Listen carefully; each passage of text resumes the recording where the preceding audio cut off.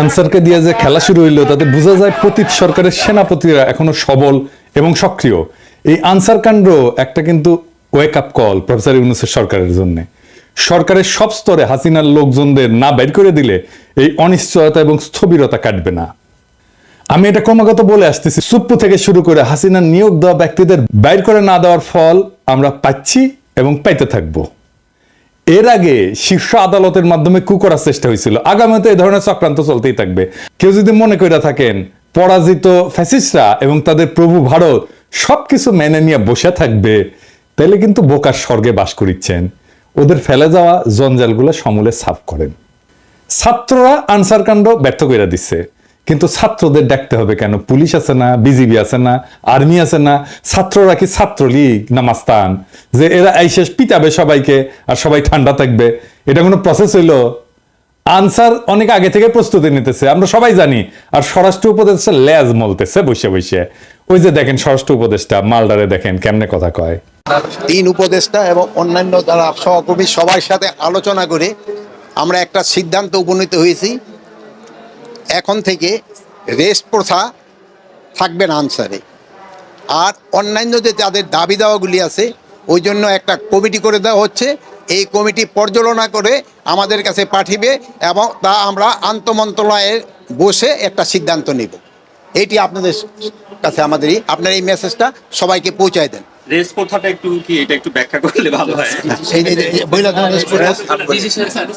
Race প্রথাটা হচ্ছে আমাদের নিয়ম নীতিমালা নিয়োগ বিধিমালা অনুযায়ী ওনারা 3 বছর চাকরি করার পরে 6 মাস যাবত ওনারা রেস্টে থাকে। এরপরে ওনারা আবার অঙ্গীভূত হয় 6 মাস পরে।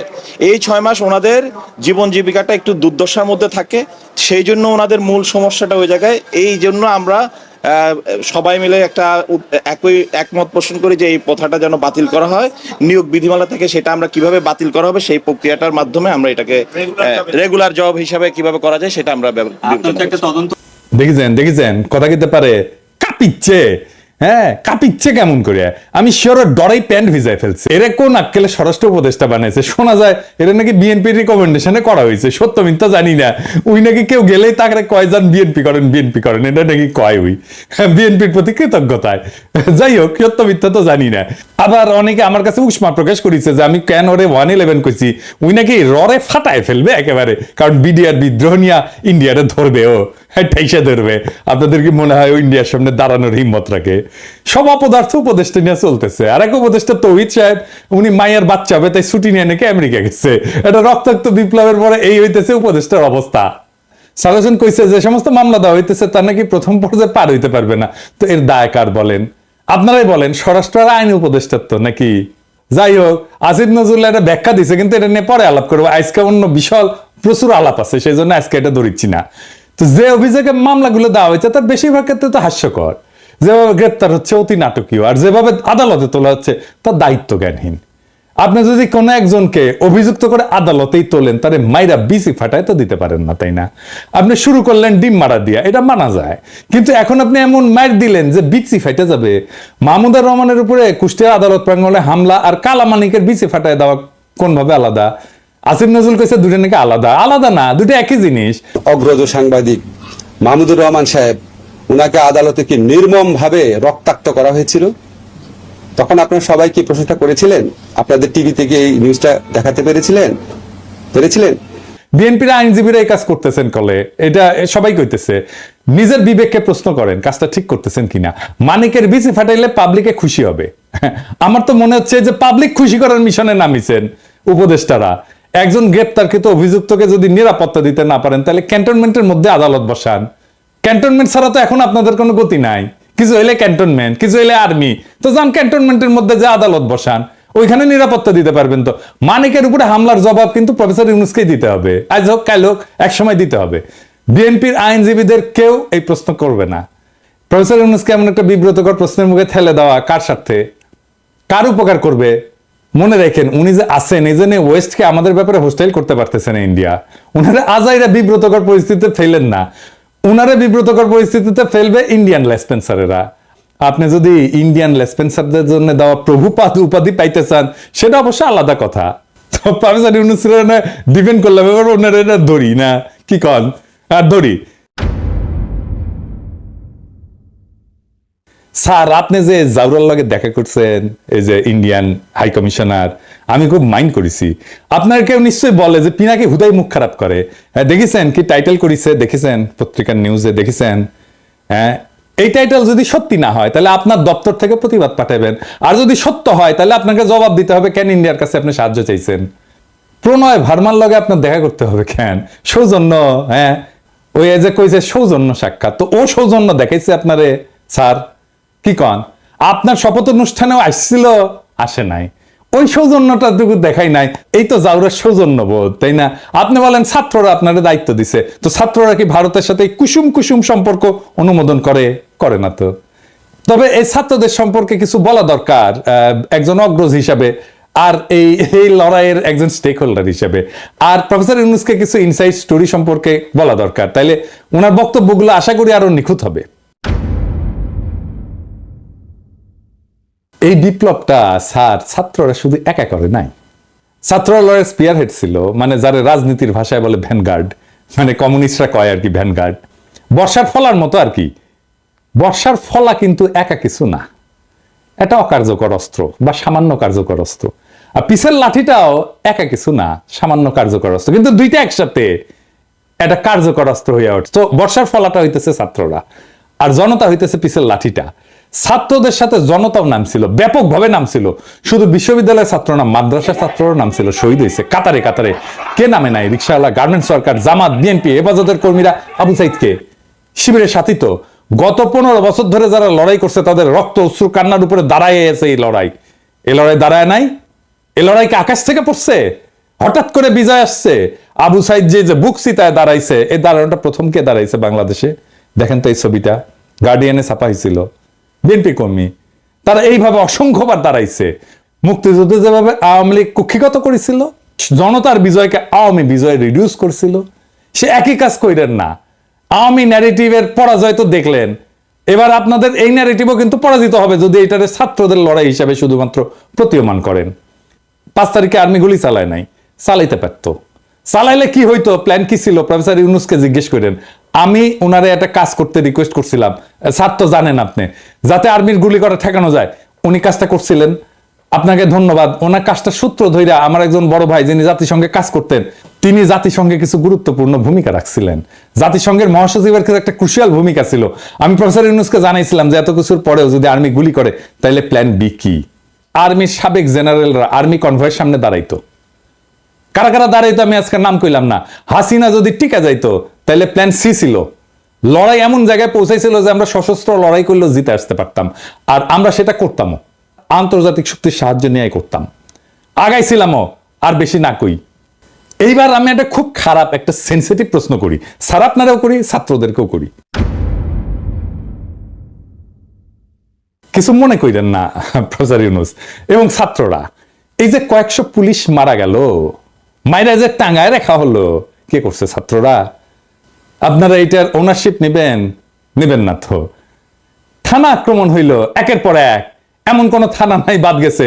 পুলিশ যে আতঙ্কে পলাইলো, কে মাইরা টাঙ্গায় রাখছিল? কে? ছাত্র ভাই আপনারা রাখছিলেন? হ্যাঁ, কে করলো এটা নিশ্চয়ই বুঝতে পারতেছেন। এই বিপ্লবী সহিংসতা কোনো র্যান্ডম ঘটনা না, আর এইগুলো ছাত্ররা করেও নাই।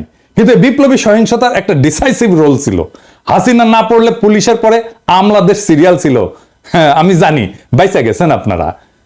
ওই যে সব সুন্দরী সব অপসরীরই একটা দুর্গন্ধযুক্ত গুজ্জদার থাকে, সেরকম এইরকম বিপ্লবের একটা বিপ্লবী সহিংসতা থাকে যেটা কেউ ওন করে না, কিন্তু ওই বিপ্লবী সহিংসতাটা দরকার।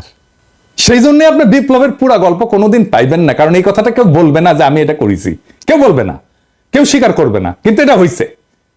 যাই হোক, তাই সবাইরা বাদ দিয়ে একটা গ্রুপকে মহিয়ান করে তোরা কৌশলকে বাদ দিতে অনুরোধ করি।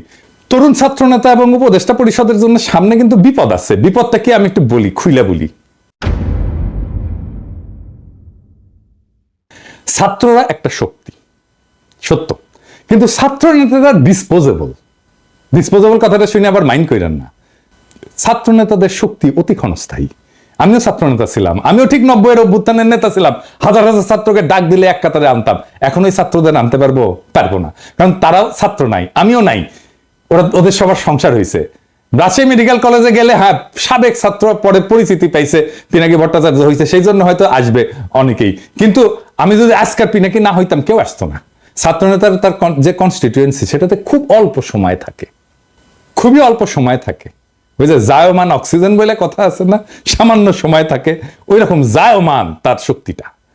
এই যে 90-এর অভ্যুত্থানের অগ্রপথিক ছাত্র নেতারা, এই যে দেখেছেন ওনারা কোথায়, এই যে বিচিত্রার প্রচ্ছদ প্রতিবেদন হয়েছিল আমাদের সময়, বিচিত্রার প্রচ্ছদ প্রতিবেদন হওয়া মানে বিশাল বিশাল ব্যাপার।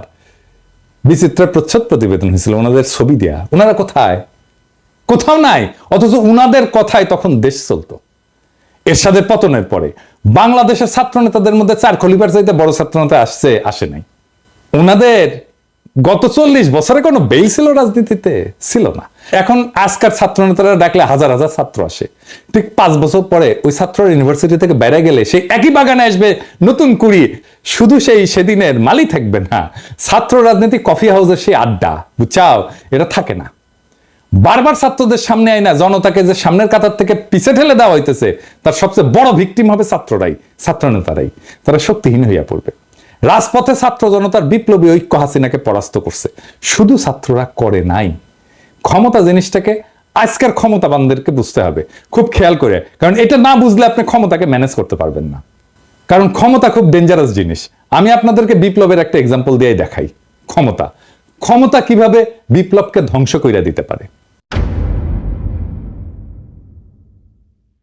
রুশ বিপ্লব টেকেছিল, টেকে নাই। এত বড় সফল বিপ্লব টেকে নাই কেন জানেন? কারণ লেনিন নিজে ক্ষমতাকে কিভাবে ডিল করবেন, জনতার সাথে কিভাবে পুনঃসম্পর্ক স্থাপন করবেন, জনতাকে দিয়ে কিভাবে বিপ্লবকে ওন করাবেন, সেটা বুঝতে পারে নাই লেনিনের মতো প্রখর রাজনৈতিক মেধার লোক। ক্ষমতা এসে বিপুলভাবে অজনপ্রিয় হয়েছেন লেনিন আর তার নিজের দল মাত্র কয়েক মাসের মধ্যে। এটার সাথে বাংলাদেশের অগস্ট বিপ্লবের মিলটা ধরাই দেব, মজা পেবেন। রাশিয়া বিপ্লব হইল, লেনিন ক্ষমতা নিলেন, তারপর একটা নির্বাচন দিলেন কয়েক মাসের মধ্যে এবং গোহারা হারলেন। বিরোধী দল পেল 40% ভোট আর সে পেল মাত্র 25% ভোট।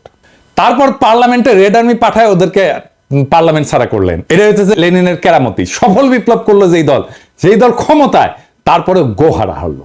আর ওই হারার পরেই Soviet union one party state হয়ে ওঠে ধীরে ধীরে। দীর্ঘমেয়াদে শুধু বিপ্লব না, একটা প্রসপারাস নেশনকে পিছায় দেওয়া হয় বহু বছর, আজকে পর্যন্ত মাথা তুলে দাঁড়াইতে পারেনি। আর একটা এক্সাম্পল দিই, শপথ নেওয়ার আগে মোস্ট প্রমিনেন্ট আর পপুলার ছাত্র নেতা কারা ছিল? আসিফ আর নাহিদ তো, তাই না? এখন মোস্ট প্রমিনেন্ট আর পপুলার ছাত্র নেতা কে? সার্জিস আর আফনাজ আব্দুল্লাহ। কেন বুঝলেন তো? কারণ ওটা ক্ষমতার বাইরে। ক্ষমতা জনগণের সাথে নেতার দূরত্ব তৈরি করে সব সময়। ক্ষমতাবানকে জনগণ পছন্দ করে না, ক্ষমতা জনগণকে দূরে সরায় দেয়। লেনিনের মতো প্রখর রাজনৈতিক মেধা এই ক্ষমতাকে ম্যানেজ করতে পারে নাই। দুইটা দেশ পারছিল কিন্তু বিপ্লবের পরে ক্ষমতা আর জনতার মধ্যে মেলবন্ধন করতে, কিউবা আর ইরান। সেই জন্য এই দুই দেশে এখনো বিপ্লব টিকে আছে। আর এই অরাজনৈতিক এনজিও দুর্বল বুইরাদের ক্যাবিনেট পারলে ভালো, কিন্তু প্রফেসর ইউনূস তো খমিনেও না লেনিনও না। এখনই প্রফেসর ইউনূসের সরকারকে অনেকে এনজিওগ্রাম সরকার বলে। ওই যে হার্টের এনজিওগ্রাম না, ওই এনজিও মানে নন গভর্নমেন্ট অর্গানাইজেশন, আর গ্রামীণের গ্রাম মিলে এনজিওগ্রাম সরকার। হ্যাঁ বুঝছেন স্যার, আপনার সরকারকে এনজিওগ্রাম সরকার বলে। বুড়াদের লাগে এনজিওগ্রাম। এটা নতুন তরুণ বাংলাদেশ করতে পারবে না। আপনার ক্যাবিনেটে 2 জন তরুণ ছাত্রকে নিয়েছেন, আমি প্রথম দিন এটা অ্যাপ্রিসিয়েট করছি, বলছি যে এটা ভালো কাজ হয়েছে। আপনি সবাই নেন তরুণ, সবাই সব উপদেষ্টারা তরুণ নেন, এই যে ছাত্রদের নেন, কোনো অসুবিধা নাই তো, আমরা সাপোর্ট করব। ওরা খুব ভালো পারবে চালাইতে। এর আগে ব্রিগেডিয়ার স্বাগত কইছিলেন না আওয়ামী লীগকে দল গুছাইতে? আজকে আসিফ নজরুল পিছে মুজিবের ছবি নিয়ে কইলেন আওয়ামী লীগ ঐতিহ্যবাহী দল, তার সংগঠন করার অধিকার আছে। ব্যক্তিগতভাবে আমি মনে করি কোন রাজনৈতিক দলকে নিষিদ্ধ করার পক্ষে আমি না। আওয়ামী লীগ বাংলাদেশের স্বাধীনতা সংগ্রামে নেতৃত্ব প্রদানকারী দল। বিভিন্ন গণতান্ত্রিক সংগ্রামে এই দলটার অবদান ছিল। গত 15 বছর তারা যা করেছে সেটা তাদের ঐতিহ্যের সাথে যায় না। মানে বুঝছেন তো, এই এনজিওগ্রাম সরকারের কাম হইতেছে আওয়ামী লীগকে সাফসুতরা কইরা আবার মানুষের সামনে পরিবেশন করা। আসিফ নজরুলকে জিজ্ঞেস করেন, জার্মানিতে হিটলারের দল কি রাজনীতি করতে পারে? আওয়ামী লীগ কি ফ্যাসিস্ট দল না? আসিফ নজরুলকে জবাব দিতে হবে যে হ্যাঁ বা না বলতে হবে। জয়তে বললে চলবে না, যদি কিন্তু ইত্যাদি ইত্যাদি বললে চলবে না। কোন অথরিটিতে আসিফ নজরুল বলে যে আওয়ামী লীগের রাজনীতি করার অধিকার আছে? শেখ মুজিবের ছবি ভাস্কর্য যেই জনতা ভাঙ্গে ফেলা বিপ্লবের বিজয় ঘোষণা করেছিল, সেই নিন্দিত স্বৈরাচার ফ্যাসিস্ট হাসিনার পলিটিক্যাল আইকন মুজিবের ছবি পিছনে লাগায় যে উপদেষ্টাগিরি করতেছেন, এইটা কি জনগণের অনুমোদন নিয়ে লাগাইছেন পিছে? জনগণ তো এটা ভাঙছে, আপনি পিছে লাগায় রাখছেন কেন, টেঙে রাখছেন কেন? আর একটা বিষয় একটু আলাপ করে নিই, আমাদের মিডিয়ার কিছু রেসপন্সিবিলিটি নিয়ে। সরকার গুমের শিকার ব্যক্তিদের সন্ধানে 5 সদস্যের কমিটি করছে, এর মধ্যে সাজ্জাদ হোসেন একজন।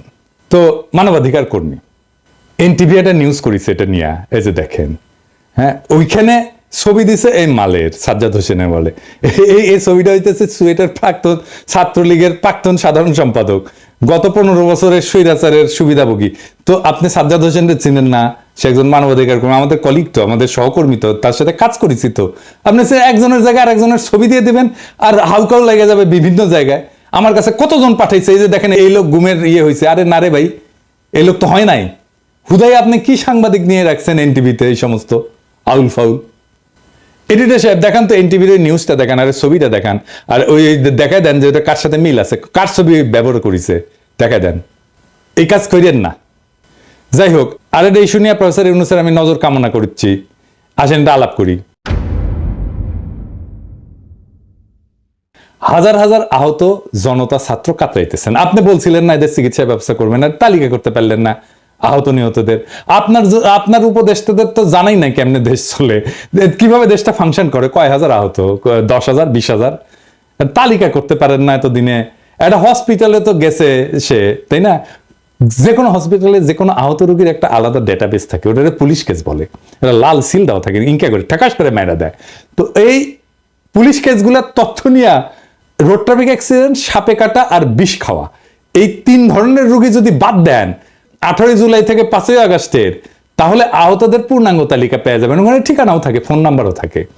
1 সপ্তাহের কাজ, আর একটু ভ্যালিডেট করে 1 সপ্তাহ, ম্যাক্সিমাম 1 সপ্তাহের কাজ।